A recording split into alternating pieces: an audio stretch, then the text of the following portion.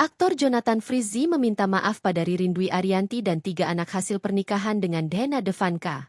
Dia juga meminta maaf kepada masyarakat atas kasus vape berisi obat keras yang menjeratnya. Adanya permintaan maaf tersebut disampaikan langsung Jonathan Frizzy di persidangan dengan agenda pledoi atau nota pembelaan. Seusai tim kuasa hukum membacakan pledoi Jonathan Frizzy, aktor yang akrab disapa Ijong itu juga menyampaikan secara pribadi. Setelah meminta maaf kepada Ririn Dwi Ariyanti dan 3 buah hati hasil pernikahan dengan Dena Devanka, Jonathan Frizzy juga menyampaikan permohonan maaf kepada masyarakat. Jonathan Frizzy pun berharap bahwa dia menjadi contoh untuk kasus vape, di mana dia berharap kasus ini tidak terulang lagi di masyarakat. Melalui pembacaan nota pembelaan atau pledoi, Jonathan Frizzy mencurahkan perasaannya.